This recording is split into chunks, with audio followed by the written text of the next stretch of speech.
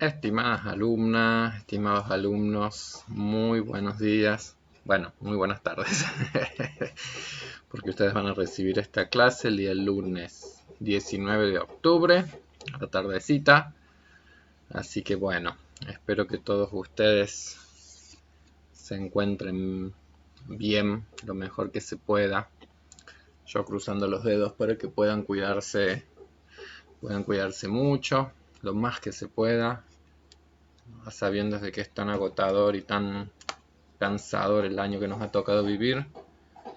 Mi hermano más grande pasó por coronavirus y toda su familia, muy complicado también para él, sin necesidades de hospitalización ni nada de eso, pero fiebre durante casi una semana completa, cosas muy molestas. Trabaja en un contexto comercial, así que difícil no pescarse cuando uno está por ahí en contacto con mucha gente. Así que la verdad que no ha sido nada grato. Y así como yo, estoy seguro que ustedes conocerán de muchas historias también. Así que no voy a sumar pálidas, sino simplemente desear que todos puedan cuidarse lo más posible.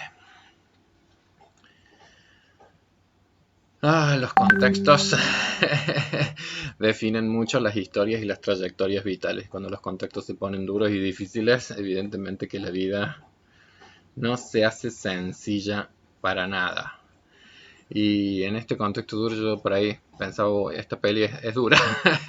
De todas las pelis que hemos elegido, si en general yo les decía que terminaban con casamientos, amor.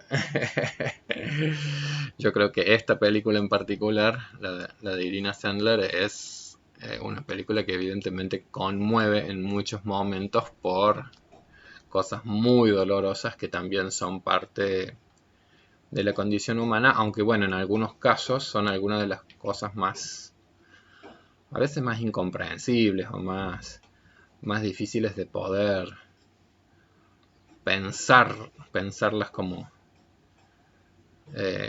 parte justamente, digamos, de la condición humana. Es una película con escenas muy duras, películas con algunas escenas como muy tristes, evidentemente. Y al mismo tiempo es una película que yo creo que nos muestra también caras de la humanidad eh, que son esperanzadoras, por supuesto que son esperanzadoras también y que en algún punto se transforman como en vidas, la de esta señora, que son bastante ejemplares. Bueno, ustedes antes de escuchar este video van a haber recibido también un videíto que a mí me encanta, que me gusta mucho, que es la entrevista que le hicieron a Irina Sendler, y en donde uno la ve, es decir, viejita, es la Irina Sendler viejita, es la Irina Sendler que está recordando ese momento que le tocó vivir y que es parte, bueno, de ese documental de la vieja ATC, pero bueno, un documental hecho por un autor francés, que como bien dice él en esa presentación, dice algo así como que él decidió ir a la búsqueda de los 36 justos. Es decir, las personas que habían albergado judíos, las personas que habían eh, superado el temor y que sin ser indiferentes, digamos, habían superado el temor como para actuar en dirección a, bueno, cuestiones tan nobles como el cuidado de otros. Eh,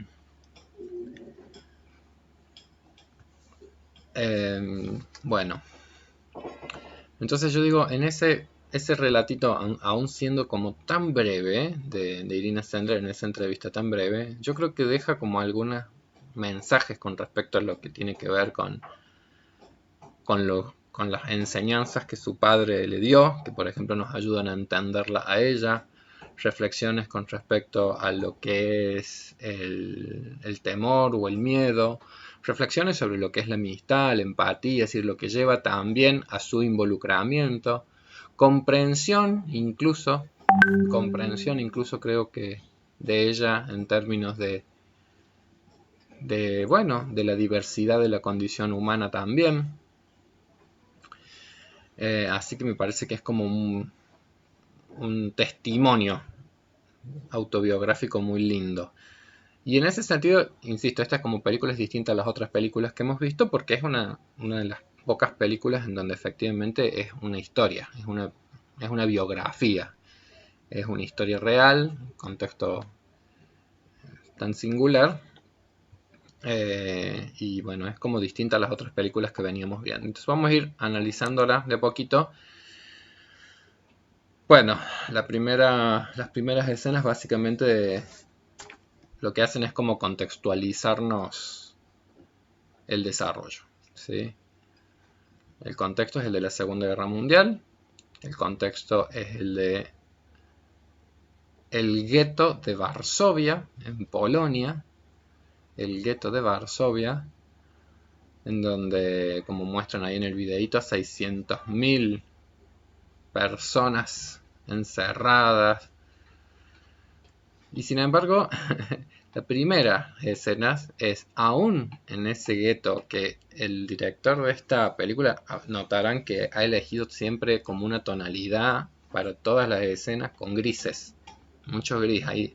Prácticamente, si bien no es una película en blanco y negro, ha hecho como un juego de acercarse hasta en lo colorido a esto, a una existencia muy grisácea. La verdad que yo creo que es como una de las cualidades que tiene cinematográficamente la película. Todo no es blanco y negro la película, y sin embargo el gris es el color que predomina con fuerza prácticamente en todas las escenas. Y en algún punto creo que es una buena lección la del color, porque creo que nos habla de un momento oscuro de la condición humana, de la historia, un momento como vergonzante para nuestra condición humana. Entonces, y al mismo tiempo yo decía, y aún en ese contexto gris, las primeras escenas son las de niños jugando. Porque bueno, es muy evidente que los momentos de los contextos inciden de maneras muy distintas en las personas según las edades que tengan, ¿sí? Entonces este mismo contexto de pandemia, bueno, no pega de la misma manera en personas mayores, en personas adultas, en los niños. Qué sé yo, mi nena con sus cerca de 4 años tiene una felicidad, tiene una capacidad de adaptarse a esta vida que por ahí a los adultos nos cuesta tanto. Sin embargo, la verdad que los niños por ahí tienen una vitalidad, una fuerza, un deseo, unas ganas de jugar. Entonces en esa primera escenita yo digo, ¿cómo lo logra pescar también el autor? A esa cuestión como de vitalidad aún presente en el peor de los contextos. Bueno, y también aparece una escenita en donde se ve que hay muchachines que ya están encontrando sus estrategias también para poder salvar los muros, escapar a ellos. Y la primera escena de la película es Irina Sandler cuando aparece ahí. Ahí es donde digo que se hace claro que no es una película en blanco y negro, digamos, el color está, pero recibiendo un llamado telefónico que la lleva a la búsqueda en una familia de una niñita que ha estado siendo cuidada, una niñita judía, por supuesto, que está siendo cuidada por una familia, pero que esa misma familia le dice, percibimos por cómo nos miraron nuestros vecinos que nos han delatado y que van a venir a la búsqueda de esta niñita. Entonces ahí es como que se empieza a hacer evidente eso, bueno, ese temor y el miedo absolutamente presente en todas aquellas personas que tan sensible y tan interesada, digamos, tan sensible y tan comprometidamente realizaron acciones en pos del cuidado de otros. Yo siempre que veo esta película me acuerdo también del libro de Ana Frank y la historia de Ana Frank, porque en algún punto toda esa posibilidad que hubo de todo un periodo de estar escondidos en ese contexto de guerra fue posible también por la colaboración de todo un grupo de personas que cuidadosamente, bueno, les iban llevando los elementos necesarios y aún así, bueno, digamos, Son pocos los que escaparon también a la policía secreta o que escaparon a las denuncias anónimas que otros hacían. Con lo cual después uno también va a poder diferenciar un poco lo que tiene que ver con el miedo y lo que tiene que ver también con el sadismo, que son cosas muy distintas. Entonces en esa primera escena, digamos, tiene que ir a buscar, va a buscar a esa niña, rescatan a esa niña, y esa niña le dice cosas tan lindas como: ¿cuántas madres tienes tú? Yo ya tengo 3. Pero también una expresión, una preocupación muy grande ligado a esto de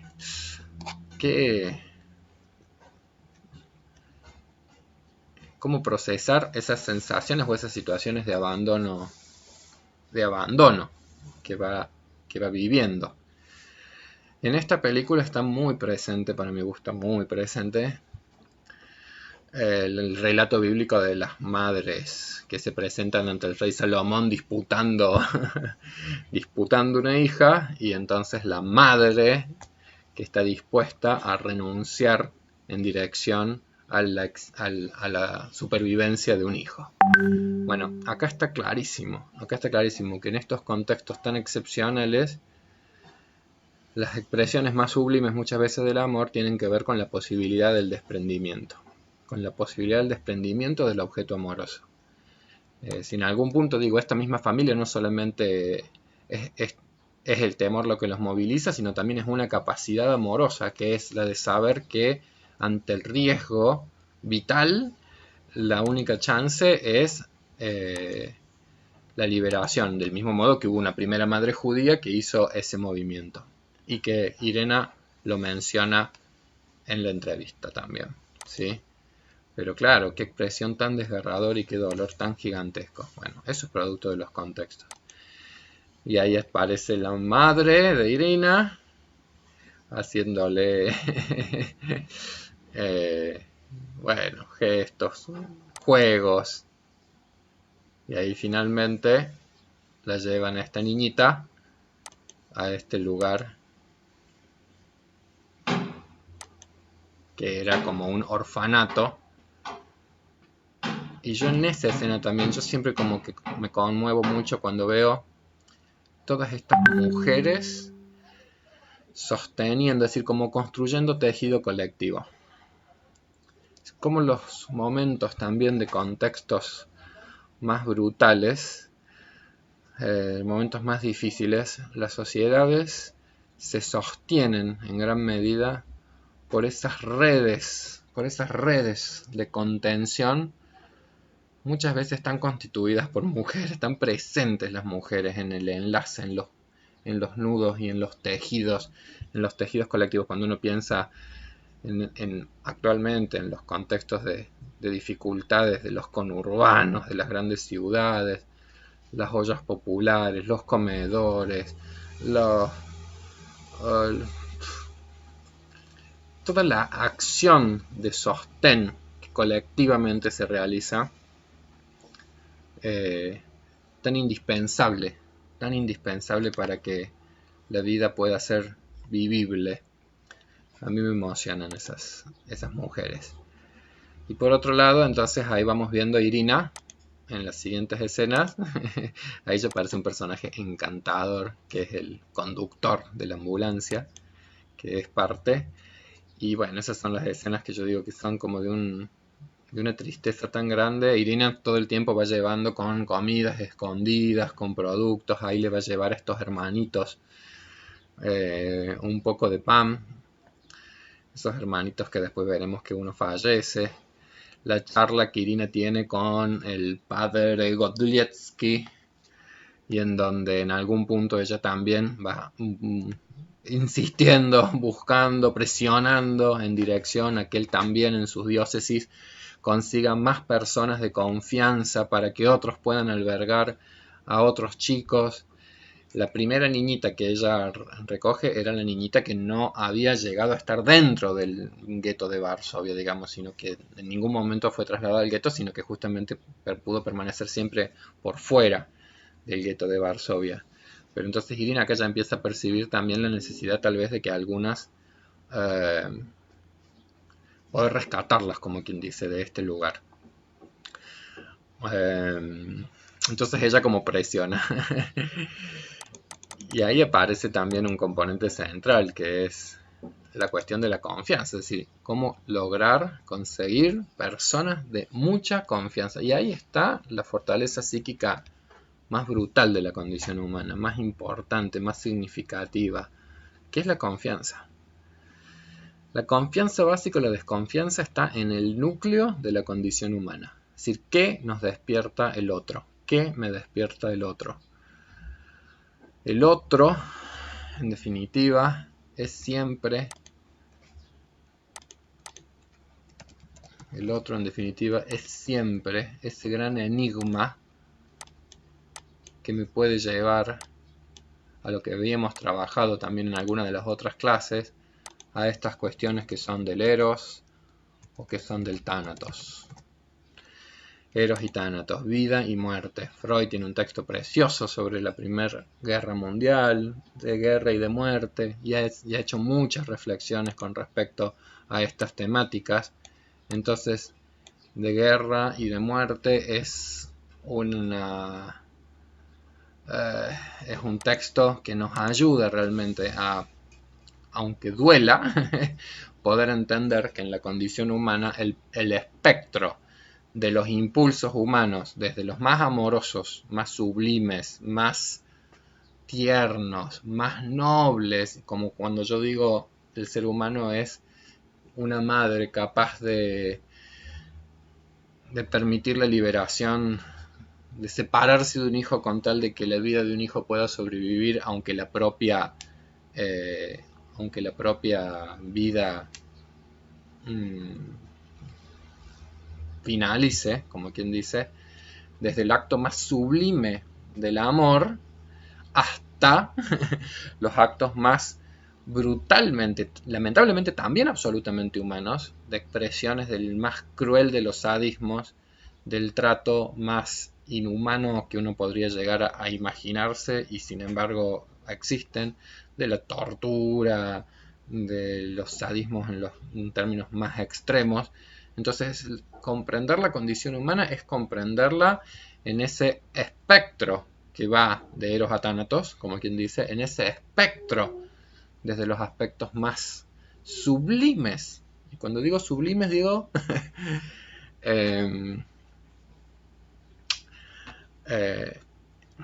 a ver, me estoy acordando de una frase que una vez un alumno dijo, dice, no, yo cuando más conozco la condición humana, más quiero a mi perro.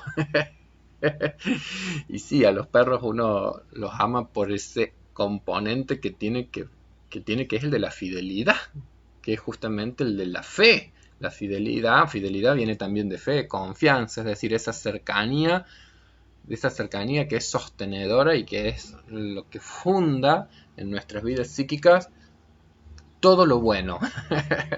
Todo lo bueno en nosotros ha venido del lado de enlaces que nos han provisto seguridad, que nos han provisto confianza, que nos han provisto buenas expectativas y buenas disposiciones para poder lanzarnos a lo más difícil tal vez que tenga la condición humana, que es al amor, que es ni más ni menos que lanzarnos justamente a la posibilidad del mejor de los vínculos que podemos llegar a tratar de establecer con los demás.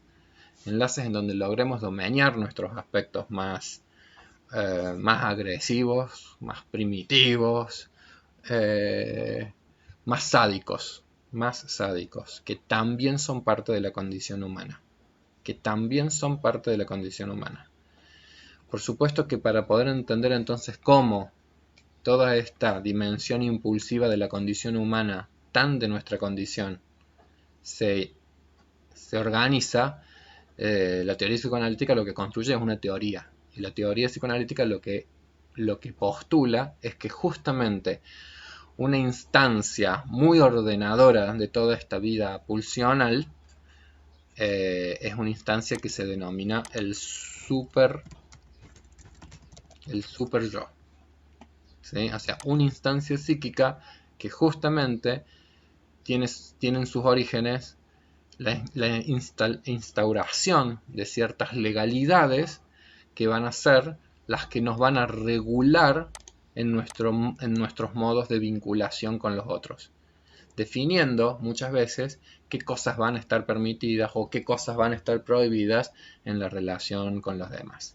Por supuesto que si uno piensa en de qué se tratan los procesos civilizatorios se asientan en ciertas prohibiciones que tienen como la impronta de justamente intentar regular todos nuestros aspectos más sádicos. Entonces, qué sé yo, los procesos civilizatorios, las grandes religiones, entre sus mandamientos más básicos, bueno, no matarás, no matarás. Pero Freud, como gran teórico que logró entender la condición humana, tenía una frase que era muy bella, que decía: la condición humana solo se prohíbe lo que está en su condición también desear. La prohibición humana solo se prohíbe lo que está en su condición poder hacer, porque nosotros solamente nos prohibimos aquello que efectivamente podemos desear y aquello que efectivamente podemos realizar. Entonces, en algún punto, lo que va descubriendo Freud como teórico es decir, bueno, en todos nosotros, en la condición humana, cuestiones eróticas y tanáticas están muy presentes, y el influjo, como quien dice, socializador, el influjo educativo va en la dirección a que esto de alguna manera se organice,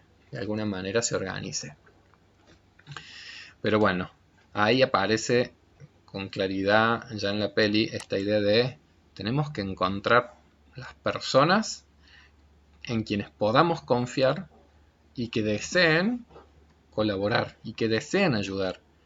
Irina dice, seguro que hay mucha gente que quiere ayudar y no sabe cómo, por ejemplo. Y bueno, y con toda esa presión, evidentemente que va logrando sus metas, va logrando sus objetivos. Después, por supuesto que lo vamos a pensar conceptualmente en términos de qué moviliza y qué del orden de lo erótico, de lo tanático o de lo sublime podemos pensar en nuestro personaje, ¿sí?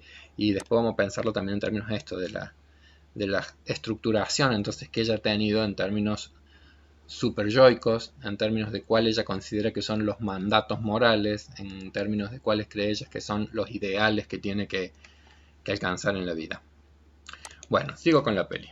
Después vamos a volver también a esa como dimensión más conceptual, ¿no?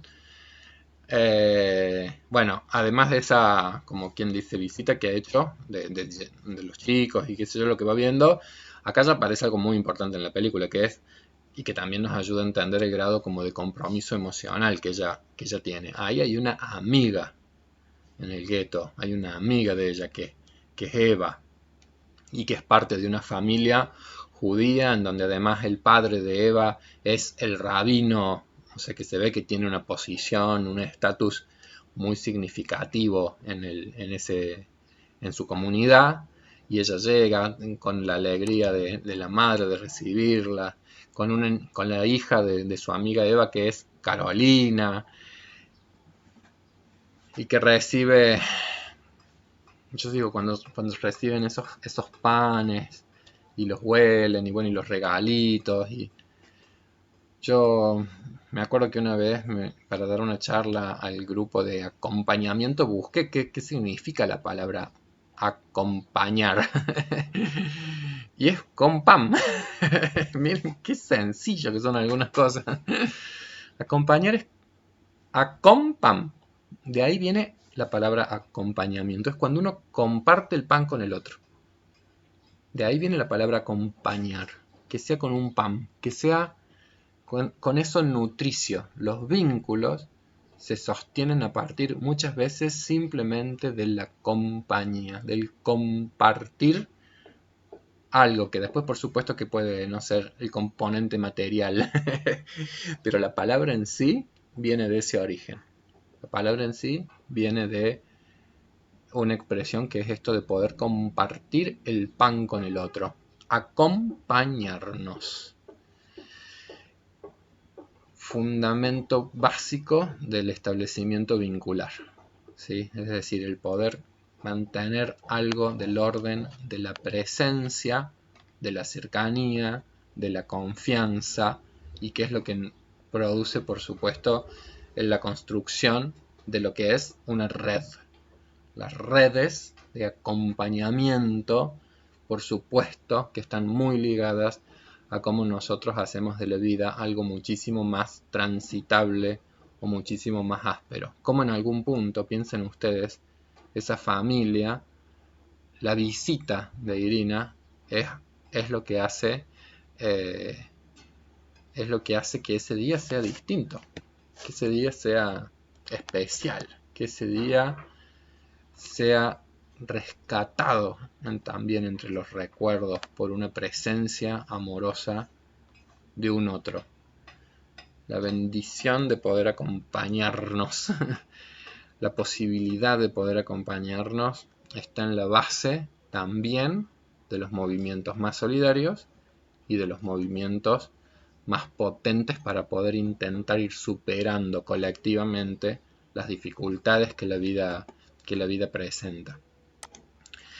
En esas mismas escenas, bueno, además de esa alegría del encuentro, ella que le dice, Rabino, usted limpiando el piso. Y dice, el Rabino dice de todas formas, dice, tenemos que vivir con dignidad y especialmente en días de odio. Otro regalo que le hace es el vestido. El vestido que se había puesto encima y que había tejido, que había hecho la madre de Irina. El tejido. Y después hay una escena ahí, a mí me encanta, son tan amorosos todos los gestos. Esta es la madre de Eva, que está tan feliz, tan orgullosa de su hija y de la amiga de su hija, de la presencia de esa amiga, de ese gesto tan amoroso de esa amiga. Yo, la verdad, mi niña todavía es tan pequeña y sin embargo ya uno empieza también como a disfrutar cada enlace de amistad que aún siendo tan pequeñas uno ve que buscan, porque en la condición humana, si no nos enseñan a odiar, contexto de esa película, ¿no? Si no nos enseñan a odiar, si aprendemos un poquitín del arte de convivir, está tan en la condición humana el deseo también de vincularnos, de enlazarnos con los demás, Entonces yo, no sé, mi niña todavía es muy pequeña, pero uno ya va viendo cómo disfruta el establecimiento de enlaces que sean los de la amistad, el estar con el otro. Y creo que esta madre está tan orgullosa de ese vínculo de amistad de su propia hija. Al mismo tiempo, después ya vienen los gestos de la preocupación, Irina se la lleva un poquito más lejos y empiezan a hablar de la realidad, de los vagones, de las deportaciones, de toda una cuestión un tanto negadora de algún momento, de bueno, pero son campos de trabajo, no sé qué, y sin embargo, más allá de la negación, en algún momento uno va percibiendo el llanto de la amiga y bueno, lo que es el deseo de ella, es decir, bueno, las quiero salvar, quiero ver cómo ustedes pueden salvarse. Qué temáticas. Bueno, ahí es donde nosotros en las próximas escenas ya vemos cuál es el trabajo de Irina. O sea, Irina trabaja en los servicios sociales. Ahí está el jefe. Tiene la suerte de que el jefe de su área es un doctor que se ve que tiene un compromiso muy grande también. Un compromiso muy grande. Ahí le está dando la noticia de que se ha sumado personal que ya había pedido y es un personal muy particular, una enfermera también como comprometidísima con la causa. Y en esta escena una cuestión en donde ella lo que indica a todo este grupo de trabajo es, bueno, la prioridad va a ser trabajar en el gueto de Varsovia. Ellos evidentemente son un organismo estatal polaco, esto de los servicios sociales, que se ve que todavía no ha terminado de ser intervenido por los alemanes, es decir, como con la dirección de algún jefe alemán, sino que en algún punto todavía están manteniendo cierta autonomía, uno podría pensar. Y sin embargo, ahí es en esa misma escena en donde se percibe que el antisemitismo no es solamente algo que era propio del pueblo alemán, ¿sí? Es una cuestión histórica que nos ayuda a entender también el por qué aconteció lo que aconteció y cómo en realidad también había personas que, como la misma Irina Sandler viejita en la entrevista dice, bueno, había personas que evidentemente no veían absolutamente, no es que pudieran sensibilizarse con lo que pasaba en el gueto de Varsovia, directamente estaban absolutamente de acuerdo con esa realidad. Es muy complejo porque digo, ahí es en algún punto percibir que nosotros tenemos visiones de mundo muy distintas. En algún punto lo que sí creo que está claro es que cuando uno va percibiendo con el paso del tiempo, es decir, cuando va pasando el tiempo y la historia de la humanidad mira para atrás y es un poquitín vergonzante muchas de esas posiciones y bueno, no van a ser muy trascendentes. No van a ser muy, muy trascendentes, pero en el contexto de la condición humana, evidentemente es parte de lo que sostiene todas esas imposibilidades de las vidas colectivas a llegar a un equilibrio de convivencia y al máximo y supremo bien general que podríamos llegar a tener como colectivo humano, que sería sociedades pacíficas.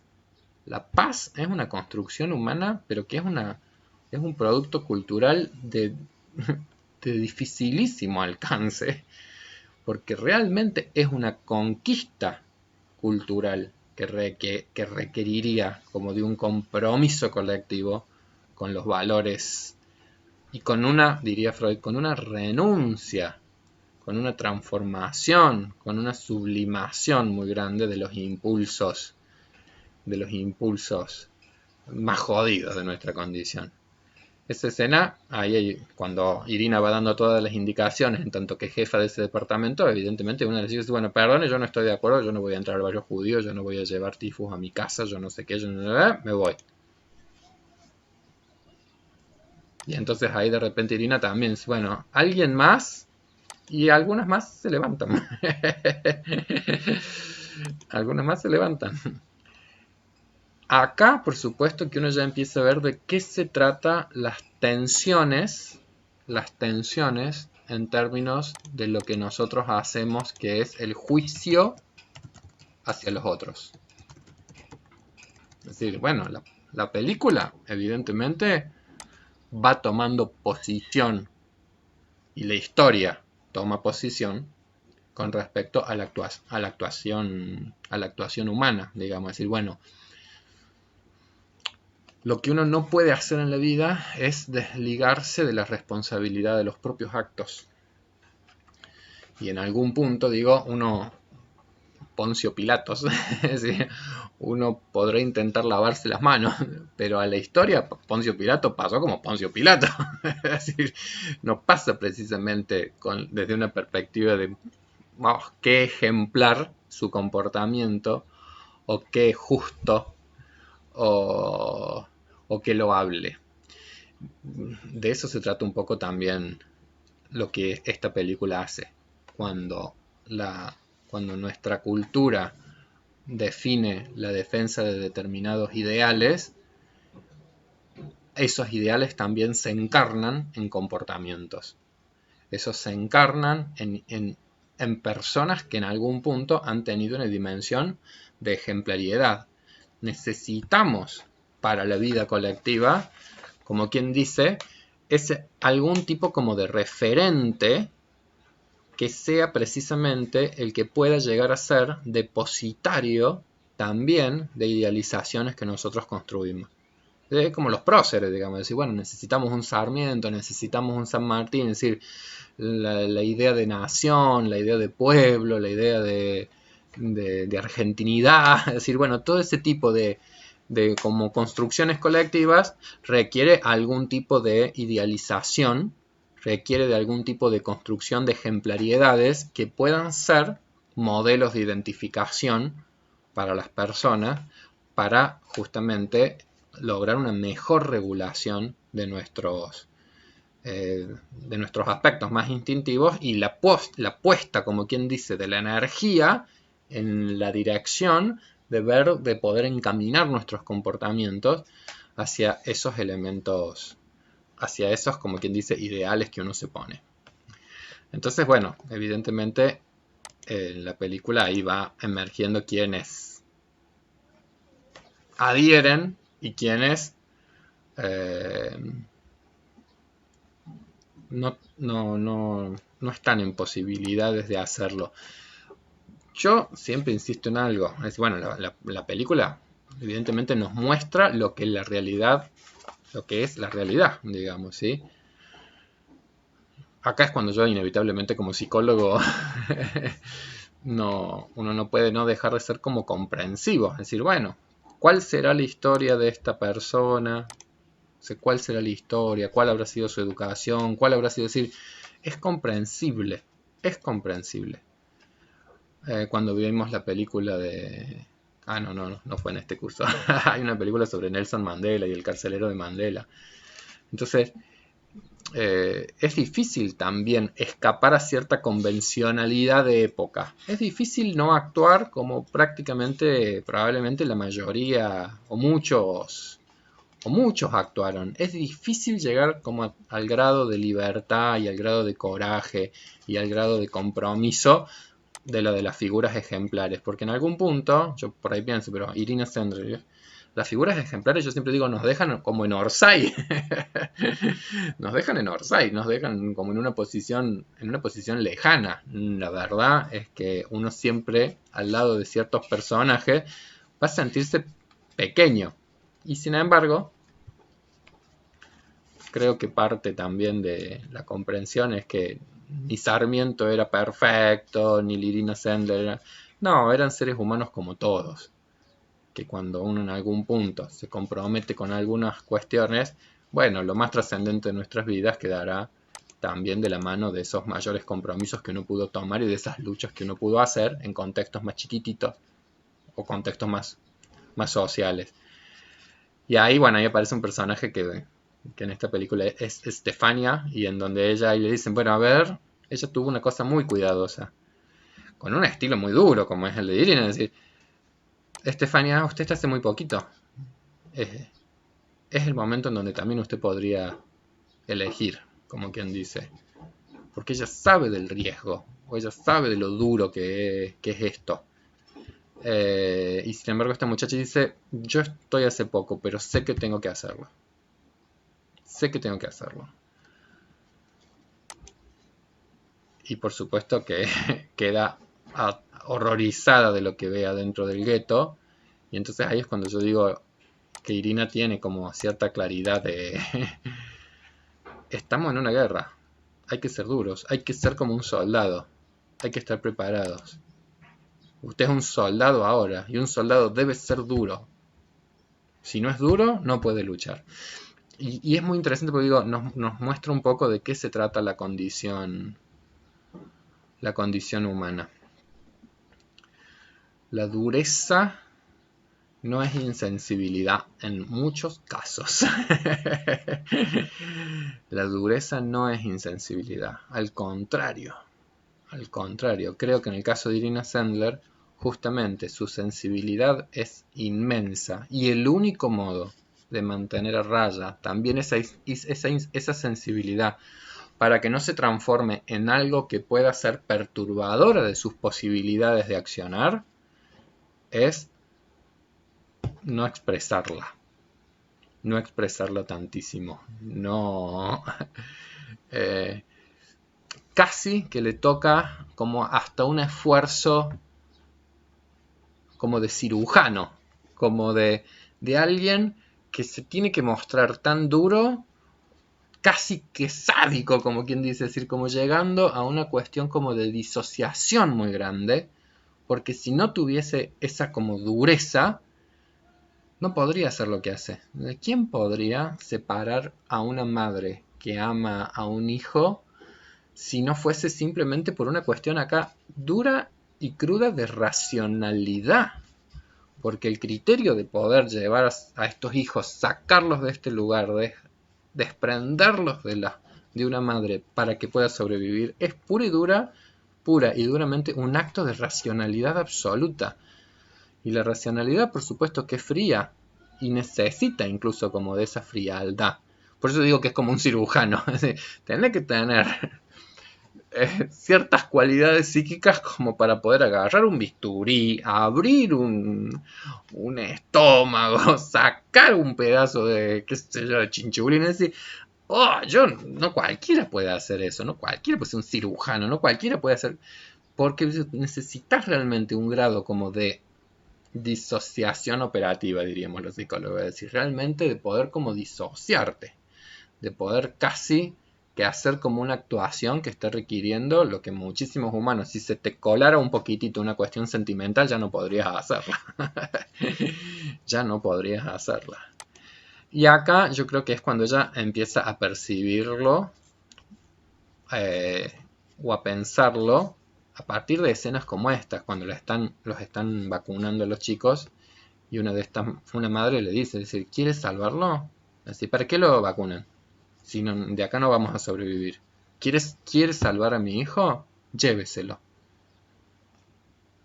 Entonces digo, la sabiduría también de algunas mujeres que ya tenían una disposición a la salvación. Siempre las charlas que va teniendo la madre de Irina con ella, la madre se asoma, esa escena es como muy tierna, se asoma, la ve que Irina está sentada,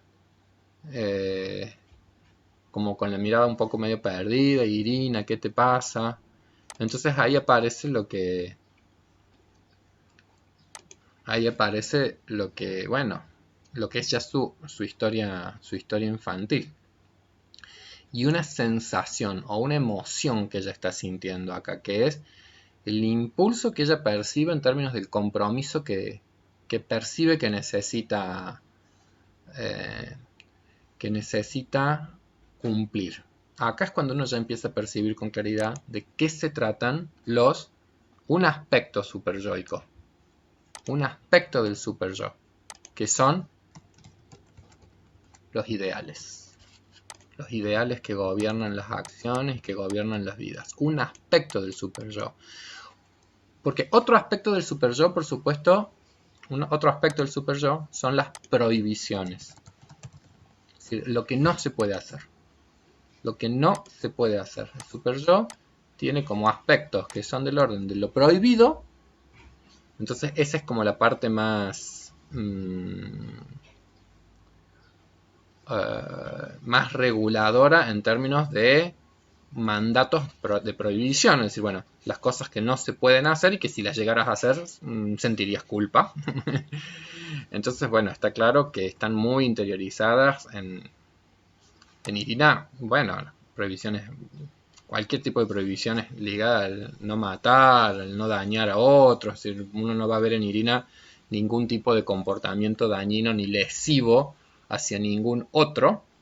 Pero más significativo que eso en este punto es entender que el compromiso de ella vital está ligado a otro aspecto superyoico, que es los ideales yoicos. Los ideales superyoicos.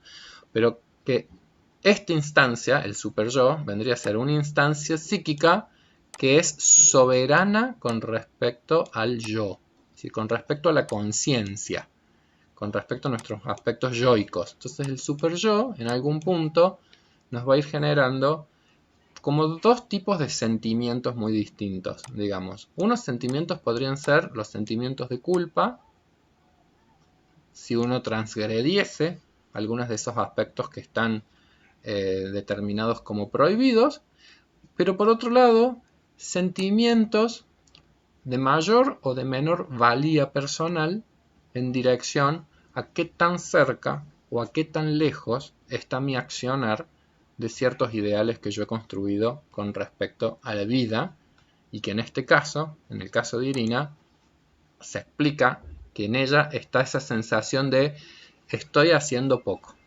Porque su ideal en algún punto es justamente el de una profesional que pueda tener un grado de incidencia más grande, de un mayor cuidado de otros, y en algún punto ahí uno empieza a percibir que, bueno, ella quizás es muy autoexigente. Ella tiene altísimos ideales. Y en esta misma escena es cuando ya va emergiendo el porqué. Es decir, el porqué tiene que ver con una historia de identificaciones. Acá ya empieza a emerger que acá ha habido un padre de Irina, un padre que ha sido médico, un médico que ha cuidado a las personas más allá de sus diferencias de religiones, un padre que le ha dejado un mensaje que fue: si ves a alguien ahogándose, hay que tenderle una mano. Bueno, eso no es una prohibición. No sé si se comprende. Ahí se ve como el otro componente del super yo. Los mandatos ideales en algún punto son básicamente no una prohibición, sino una proposición. Una proposición que, por supuesto, que cuando uno es niño, si un padre la enuncia con la fuerza que tiene una expresión paterna de esa naturaleza, ¿sí? Es decir, el amor paterno, el amor materno, se logra también a partir de que uno va adhiriendo a esas propuestas que ellos van haciendo, ¿sí? Es decir, no es que está prohibido, no es solamente la instauración de una legalidad prohibitiva, que ya vamos a ver que es uno de los aspectos más jodidos de la realidad de los super yo, algunos mandatos o algunas prohibiciones muy, muy tiránicas, pero por otro lado también la instauración de ideales que van a ser, como quien dice, los orientadores del comportamiento. Entonces ahí en esa parte de la película aparece el componente del ideal. Es decir, si ves a alguien que se está ahogando, hay que tender una mano. Aún si no supieses nadar. y ahí, bueno, por supuesto que digo que hay una contradicción muy noble entre el orgullo que tiene la madre por su hija con la preocupación real y concreta que tiene la hija. Por lo pronto la madre le ayuda a regular un poquito las cosas porque ella se siente ella se siente mal por lo lejos que está de poder hacer o ser lo que ella querría, y por otro lado ella la vuelve a la realidad, decirte, o sea, que no estás haciendo nada, dices que no estás haciendo nada y hace 2 días había una niñita durmiendo en la cama contigo. Bueno, pero es que es una nomás. Es decir, cuando los ideales son muy grandes, de repente evidentemente que se hace difícil poder percibir lo que efectivamente uno ha podido hacer. Es decir, en ese punto es cuando uno, yo sí creo que viene muy bien siempre, eh, comprender que la mayoría de los seres humanos no vamos a ser Irina Sendler. Y parte del desarrollo humano muchas veces tiene que ver con poder ir disminuyendo algunos ideales si han sido muy excesivos los que nos hemos puesto en nuestras juventudes. La mamá, como persona ya más madura y más mayor, también le ayuda a poder percibir que ya lo hecho por ella es tremendamente loable. Ya haber salvado a una niña, ya más que incluso ya podríamos decir, ya le puede dar sentido a toda una vida. Entonces, y dices que nada, y hace 2 días estuviste con esta niña. Pero bueno, evidentemente que más allá de que la mamá le diga eso, en ella los ideales son muy grandes y no es suficiente. Entonces, evidentemente que en el vínculo va a haber esa tensión. Va a haber esa tensión. Una niña no es suficiente, pero bueno, el temor de la madre evidentemente pasa por una cuestión muy concreta. Es decir, o sea, quieres rescatar niños y crees que vas a poder. En ese punto la madre es muy realista, es decir, la Gestapo, los soldados alemanes, la policía judía, es decir, es un riesgo gigantesco. Pero bueno, el mensaje paterno también tuvo que ver con eso, es decir, bueno, Ayudar a alguien que se está ahogando si vos no sabes nadar es un riesgo. Es un riesgo. Y sin embargo, ahí el ideal es, bueno, dar una mano. Y parece que esa impronta, digamos, que viene por el lado de lo paterno, tiene una fuerza gigantesca. Bueno, está bastante estudiado. Está bastante estudiado que las mujeres con una tendencia de mucho cuidado hacia los otros han tenido especiales relaciones edípicas con sus papás, con sus padres. Entonces, la transmisión que ha habido de ciertos ideales de las figuras paternas hacia las hijas dejan huellas muy profundas a lo largo de la existencia, porque en algún punto cada acción o cada movimiento que vaya en la dirección de esa búsqueda del ideal, en algún punto es también el recuperar una imagen narcisística muy valiosa de sí mismo, que es la provista por el padre amorosamente en la infancia en el complejo edípico. Bueno, estimada gente, vamos a hacer un primer cortecito en este punto.